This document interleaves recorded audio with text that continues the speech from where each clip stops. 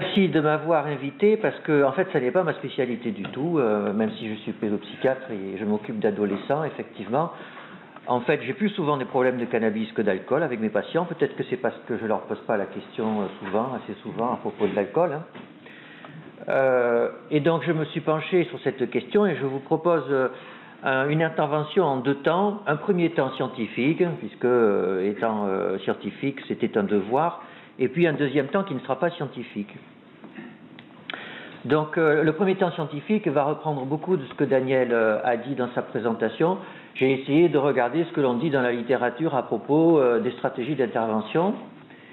Et en fait, j'ai été agréablement surpris parce que je n'avais pas cette idée en tête. Et il faut dire que les choses ont beaucoup changé dans les 20 et 10 dernières années.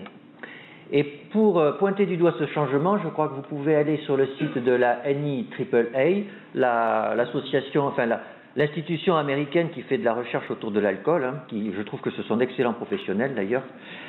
Et il y a une revue de la littérature en 2000 sur cette question de la prévention de l'alcoolisation des adolescents. Donc une revue de la littérature en 2000 et une en 2010. Et en 2000, ils sont très pessimistes. Ils sont très pessimistes en disant quelque chose que je trouve complètement vrai, c'est que la consommation de l'alcool chez l'adolescent va être un comportement extrêmement difficile à changer parce que la consommation d'alcool est ancrée dans la culture états-unienne, donc vous imaginez en France, que la consommation d'alcool dépend de caractéristiques très nombreuses du sujet, mais que ça ne dépend pas de ça, que ça fait aussi partie de la vie de tous les jours, ça fait partie des relations avec les pères et avec les parents et avec la publicité.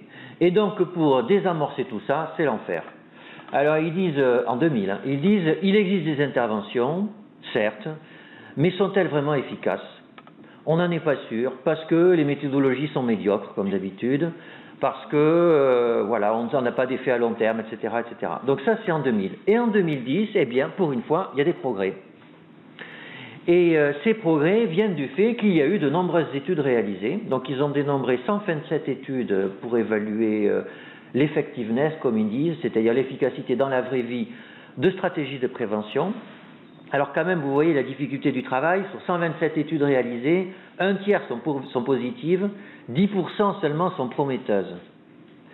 Sachant que chaque étude a un budget qui oscille entre 1 et 5 millions d'euros, vous voyez un petit peu l'investissement en argent qu'il faut pour avoir quelques études prometteuses. C'est extraordinaire le niveau d'implication scientifique et institutionnelle qu'il faut pour avoir des résultats. Mais ils l'ont fait. Ils l'ont fait, et donc chapeau. Et les résultats résumés sont très proches de ce que Daniel a dit, par la force des choses. Premier point, donc il n'y a pas un seul type d'intervention, il y a plusieurs types d'interventions. En premier lieu auprès des familles. Et donc là, ils ont montré que des interventions réalisées sur des enfants en bas âge, c'est-à-dire vraiment une prévention d'amont, pouvaient être efficaces en travaillant sur l'attachement. Vous savez, cette notion à la mode, mais à juste titre, l'attachement qui est la relation avec un très proche. En général, c'est la maman, mais ça peut être une grand-mère, une nourrice, un papa, etc. Il n'y a pas d'exclusive. Donc, comment favoriser un lien très fort avec une personne sur lequel l'enfant et plus tard le jeune adulte va pouvoir s'accrocher. Agir sur les bases éducatives, ben oui, c'est le bon sens, mais il faut le rappeler. L'autorité, alors vous savez que dans nos sociétés, la question de l'autorité se repose et que ce n'est pas encore réglé, que c'est quelque chose de plus compliqué qu'il y paraît, mais que forcément l'autorité, on l'a vu aussi, l'autorité par rapport à la prise d'alcool, ça joue, surtout chez les petits-enfants, quand on le conditionne très tôt à dire « attention, non, ça n'est pas bien », etc. Quand il y a une voix ferme qui porte très tôt, ben, ça porte ses fruits et c'est prouvé dans des études. Alors, et ça Daniel le pointait aussi, participer aux activités de l'enfant. Ça paraît aussi complètement étrange, mais effectivement, nos vies sont telles qu'elles sont et les enfants sont tout seuls devant les consoles de jeux vidéo et nous sommes avec les amis ou en train de travailler. Il y a moins de partage d'activités et ça joue. Alors, le problème de ces études réalisées très tôt, c'est qu'en général, les critères d'efficacité sont des proxys, c'est-à-dire toutes ces interventions jouent sur ce qu'on appelle les troubles disruptifs, c'est-à-dire les comportements d'opposition, les troubles des conduites, dont on sait qu'ils sont des facteurs de risque d'alcoolisation plus tard. Mais bien entendu, il a été très difficile d'avoir des études qui montrent que ça a un effet direct sur l'alcoolisation. Mais une étude comme ça a été réalisée. Ils ont eu un suivi suffisant pour montrer que 7 ou 8 ans après, ça marchait. Voilà, donc intervention au niveau des familles, en particulier sur les enfants en bas âge. Après, intervention à l'école, donc là c'était la deuxième conférence. Donc effectivement, il y a tout un tas d'interventions où qui ont montré leur efficacité. Alors une première intervention, apprendre aux gens à dire non, tout simplement. Et on peut comprendre, hein, c'est-à-dire vous êtes dans une soirée, ben on propose, si on n'accepte pas, on est ringard, on est etc. Donc on accepte, et donc on est sous, et puis voilà, et puis une fois, deux fois, etc. C'est parti. Et donc des stratégies comportementales que l'on fait en entreprise hein, pour apprendre à refuser des choses, pour pas être surbooké. Et ben on fait exactement la même chose aux jeunes adolescents, c'est plutôt du 10-15 ans, pour apprendre à dire non par rapport aux consommations d'alcool. Apprendre à pratiquer des activités nouvelles, effectivement, si vous n'avez pas grand-chose à faire, et ça a été dit aussi, eh bien pourquoi pas aller dans une soirée et puis consommer. Donc apprendre tout un panel d'activités qui permettent de stimuler un besoin de recherche de sensations qui peuvent se substituer à une prise d'alcool, ça marche aussi. Alors quelque chose d'assez subtil, c'est apprendre les normes de consommation. C'est-à-dire qu'on a montré que les personnes qui ne boivent pas, les jeunes qui ne boivent pas, ont l'impression qu'ils sont plus minoritaires qu'ils ne sont en réalité. C'est-à-dire qu'ils ont l'impression qu'en fait, tous les adolescents boivent, et qu'eux, ils sont tout seuls à ne pas boire, donc ils sont anormaux. Et il suffit juste de leur dire, mais vous savez, en réalité, il y a plein de jeunes qui ne boivent pas. Rien que cette information, présentée sous cet aspect, peut avoir un effet positif pour maintenir dans la non-consommation. Et puis, ça a été dit aussi, améliorer la gestion des émotions, effectivement, c'est bien pour la psychopathologie en général, et on a montré que ça pouvait améliorer les conduites par rapport à l'alcool. Alors là aussi, les difficultés méthodologiques, c'est que souvent les critères d'efficacité sont des critères de substitution, c'est-à-dire troubles des conduites et compagnie, et qu'il n'y a que quelques études, ça fait partie des prometteuses, qui ont vraiment montré un impact direct sur les consommations d'alcool. Alors après, il y a eu des études autour de la loi, c'est-à-dire les politiques publiques. Est-ce que augmenter l'âge légal de consommation d'alcool, est-ce que interdire la vente d'alcool, est-ce que tout ça c'est efficace? Et là, globalement, les auteurs dans la revue de la littérature sont extrêmement dubitatifs sur l'efficacité de ces stratégies. Alors en général, ce sont des stratégies qui ciblent les adolescents plus âgés, d'un âge supérieur ou égal à 17 ans. Donc on a testé interdire la vente aux mineurs, imposer la vérification par le vendeur, parce que les vendeurs, en fait, même si c'est interdit, forcément, ils ont un conflit d'intérêts et ils vendent sans trop demander.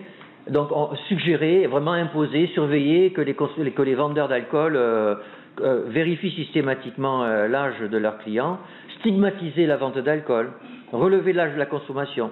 Tout ça, il y a des études contradictoires et grosso modo, si ça marche, ça ne marche pas beaucoup. Alors voilà la revue de la littérature. Après, dans cet article de 2010, il y a un autre point que je trouve extrêmement intéressant. Ils ont digéré cette information et ils ont adouci leurs conclusions, chose qu'on ne faisait pas avant. Donc premier point, ils insistent énormément sur les différences interculturelles. Donc ils disent que des stratégies préventives peuvent être efficaces dans des cultures et ne le seront pas dans d'autres. Alors vous imaginez, pour la transposabilité à la France, naturellement, ça va poser problème. Deuxième temps, et ça c'est une évidence, mais on ne le dit jamais assez, l'effet de ces prises en charge qui ont été démontrées diminue avec le temps. C'est-à-dire que quand vous testez une intervention, vous avez des investigateurs très motivés, c'est leur bébé, ils veulent montrer que ça marche, ils ont la foi en leur intervention, ils vont tout faire pour que ça marche. Et même en étant comme ça, aussi enthousiaste, c'est pas évident de montrer que ça marche. Mais vous imaginez que 10 ans après, quand c'est de la routine, rien ne dit que l'intervention fonctionne aussi bien. Et ça, c'est un problème majeur des stratégies de prévention. Voilà. Alors, leur conseil, c'est de motiver les gens qui font l'intervention et un support et un soutien des administrations. Et il termine là-dessus. Il conseille que des stratégies vraiment efficaces en termes de santé publique, de prévention, doivent être des stratégies orientées terrain plus qu'orientées recherche. C'est-à-dire qu'il faut vraiment trouver les bonnes personnes sur place qui vont être susceptibles de mettre en œuvre ces stratégies de prévention. Et en fait, les personnes à trouver sur place ont au moins autant d'importance que les stratégies de prévention elles-mêmes. Il faut s'adapter en permanence, parce qu'en fait, les modalités de consommation évoluent très vite. Or, la constitution de ces stratégies de prévention, ça prend du temps. Les évaluer, ça prend 5 ou 6 ans. Et quand la stratégie, on a démontré son efficacité, eh bien, il arrive régulièrement que les stratégies de consommation des adolescents ont changé. Donc, en fait, il faut anticiper ces problèmes, il faut construire des interventions, mais construire aussi des modèles théoriques qui expliquent pourquoi les interventions marchent. Et après, les acteurs de terrain, en fonction d'une population cible donnée, vont se nourrir de tout ça pour proposer une intervention ad hoc. Voilà. Et ils proposent même de privatiser les structures susceptibles de mener des stratégies d'intervention. Alors chez nous, c'est quelque chose qui naturellement va paraître un peu surprenant, mais je comprends. Ce qu'ils veulent dire, c'est que, eh bien, si c'est le public, en gros, les gens vont s'épuiser. Hein, et que donc, il faut mettre de la concurrence pour trouver des gens motivés. Voilà. Bon, bien entendu, c'est aux États-Unis, c'est pas forcément le même système politique.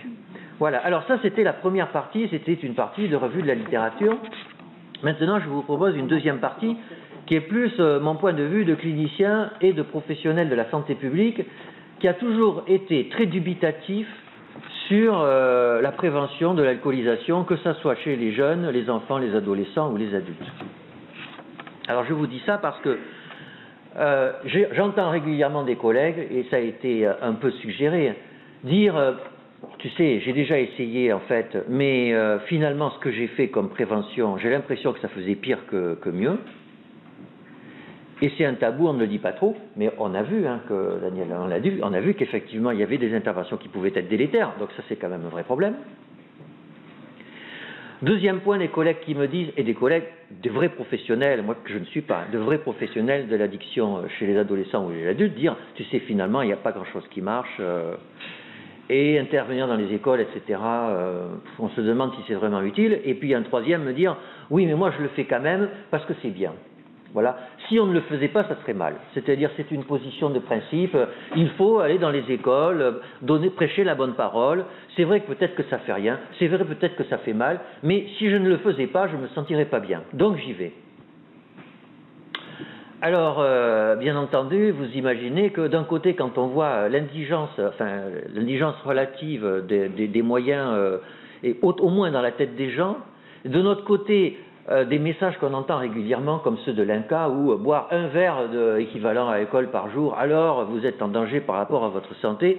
Quand on mélange le tout, si vous voulez, c'est une véritable injonction paradoxale sociétale. Hein. C'est-à-dire qu'un verre, c'est la catastrophe, mais de notre côté, on ne peut rien faire. Et je trouve que c'est complètement démoralisant et que c'est même... ça pousse à l'inefficacité totale. Et ça pousse à boire. Alors, je vous propose de réfléchir en ayant le point de vue de l'adolescent que j'ai en consultation ou que j'ai à la maison, et les deux sont aussi intéressants les uns que les autres. Donc, je vous propose d'avoir l'angle de la loi, de la morale, de la santé, vu par l'adolescent à propos de l'alcoolisation. D'abord, la loi, premier point, on a le droit de boire en France. Un point, c'est tout. Voilà, c'est autorisé. Parce que naturellement, pour les adolescents, la question se pose pour le cannabis. Là, c'est différent, mais l'alcool, c'est la bonne nouvelle, c'est autorisé. Vous avez même le droit d'être complètement ivre chez vous. C'est autorisé. La loi l'autorise. Et pour un adolescent, c'est important. C'est important. Quand on discute avec eux, c'est un élément de la discussion. Alors après, bien entendu, on ne peut pas faire tout ce qu'on veut. On ne peut pas acheter de l'alcool si on est mineur. Normalement, on ne doit pas être ivre sur la voie publique. Normalement, on ne doit pas consommer d'alcool sur la voie publique, si j'ai bien compris. Sauf que là aussi, avec leurs lunettes, c'est très compliqué. C'est que vous faites un repas de quartier sur la placette de votre village. Tout le monde boit, la moitié des gens sont à moitié sous, et la police municipale va passer, et tout le monde trouve ça très bien. Ils boivent aussi le cul. Vous prenez des adolescents qui n'ont pas d'endroit où se réunir, qui boivent exactement au même emplacement, ensemble. Ils se font coffrer par la police parce que c'est une consommation d'alcool sur la voie publique. Alors, nous, on peut trouver ça normal, mais mettez-vous à leur place, ça pose problème. Donc ça, c'était la loi. Alors après, les questions de morale. Alors bon, la morale, bien sûr, est liée à la loi, ça renvoie à ce que je disais avant. La morale renvoie à la religion. Alors là, c'est très intéressant, parce que les religions en France, c'est quoi? Avant tout, le catholicisme. Et là, l'alcool, dans la religion catholique, il faut être honnête, c'est globalement le bien. Hein. C'est-à-dire que l'Eucharistie, il y a du vin, le moine est un bon vivant, dans le nord de la France, ils font de la bière, dans les Alpes, ils font de la chartreuse, dans le sud de la France, ils font du vin. Mais c'est vrai. La représentation dans la religion catholique, et c'est vraiment différent avec la religion protestante. Dans la religion catholique, l'alcool n'est pas un mauvais objet. Deuxième religion en France, l'islam, alors là, ça n'a rien à voir. Et ça a un impact majeur sur l'alcoolisation des adolescents. C'est très très efficace. Et j'ai vu, c'est incroyable, j'ai vu dans des soirées d'étudiantes d'adolescents, le jeune musulman raccompagner en voiture, alors qu'il n'a pas le permis, raccompagner en voiture ses camarades parce qu'il est le seul qui n'a pas bu. Je trouve cette anecdote, qui est une anecdote réelle, hein, reproductible, très intéressante pour vous montrer qu'ils ne sont pas inconscients de ce qu'ils font. Hein. La perception du fait que l'alcool est dangereux quand on conduit, c'est complètement intégré et ils y font en moyenne beaucoup plus attention que nous. Hein. Mais ça les amène à faire des trucs qui sont complètement fous. Hein. Alors, donc consommation et religion. Après, la question... donc on va dire, oui, mais c'est vrai, consommer un peu d'alcool, c'est pas grave, de toute façon tout le monde le fait. Le problème, c'est l'abus, c'est l'ivresse, c'est le binge drinking, c'est la défonce, c'est ça qui est une catastrophe. Et hier, j'étais à l'Académie de médecine où il y avait une réunion un peu équivalente et tout le monde levait les bras au ciel en disant « nos jeunes boivent, ils sont saouls, etc. » C'est horrible. Certes. Alors maintenant, regardons l'ivresse du côté de l'adolescent. Ils savent parfaitement, là aussi, ce qu'ils font quand ils deviennent saouls au point d'en être malades. Hein? Mais alors, pourquoi deviennent-ils saouls? Un, parce que être adolescent, c'est la base de la psychologie médicale. Être adolescent, c'est se construire comme un sujet autonome, donc c'est trouver des limites. Et je vous promets que trouver les limites du fonctionnement psychique d'un être humain, c'est quelque chose de très difficile quand il se construit. Eh bien, être saoul, c'est une façon de trouver ses limites. Et même chez certains Grecs, c'était considéré comme une étape initiatique. Et même, on dit que les Grecs aimaient élire quelqu'un qui avait déjà été saoul parce qu'ils savaient finalement qu'il n'était pas grand-chose. Donc il y a ce premier point. Le deuxième point, c'est que, alors ça c'est un point de vue personnel, je pense vraiment, vous avez conscience qu'aujourd'hui, le niveau d'interaction sociale de nos adolescents est extraordinairement sophistiqué, à cause des réseaux sociaux. Ils ont une pression de relations sociales sans commune mesure avec ce que nous vivons. En permanence, ils sont les uns avec les autres. Alors d'un côté, ça les soutient. De l'autre côté, vous le savez, l'enfer, c'est les autres. C'est-à-dire que par moments, nous avons vraiment besoin de nous retrouver seuls, sans personne, et ce sont des moments de grand apaisement. Et ils n'ont plus ça. Et j'ai vraiment l'impression que le moment d'ivresse totale est un moment de solitude totale, où plus rien n'existe et où on est tout seul avec soi, dans un état où on est apaisé. Donc certes, l'ivresse, il y a des morts par ivresse chez nos adolescents. Certes, c'est un problème, mais mettez-vous à leur place, ça n'est pas qu'un problème. Et que s'ils s'alcoolisent au point d'en être ivre-mort, ça n'est pas sans raison. Alors après, la question de la santé. Est-ce que boire trop, c'est mauvais pour la santé? Bien entendu. Accidents vasculaires cérébraux, démence, cancer hépatocellulaire, hémorragie digestive, la quasi-totalité des troubles psychiatriques. Donc l'alcool est un facteur de risque massif d'un nombre de maladies gravissimes énorme. Sauf que le problème, c'est à quel âge qu'apparaissent ces maladies? En général, après 40 ans. En général. Et pour un adolescent, 40 ans, c'est la fin de la vie. C'est même impensable. Hein. Demandez à un adolescent comment il se voit à 40 ans, mais c'est pas pensable. Comment il se voit en ayant une voiture à lui, une femme et des enfants, c'est tout simplement impossible. Dans cet ordre-là. Oui. Et donc, Et donc, avoir des stratégies de prévention en leur disant « mais tu bois, c'est mauvais pour sa santé », tout simplement, ça ne va pas marcher, parce qu'ils ne peuvent pas le réaliser. Bon, alors, finalement, en conclusion, qu'est-ce qu'il faut faire? Alors, moi j'ai envie de dire, il y a comme on dit, de l'evidence-based médecine ou prévention. Ce sont des données. Si on les résume, et je pense que ça a été dit un peu par tout le monde, hein, il faut agir tôt, il faut agir sur l'environnement et en particulier la famille.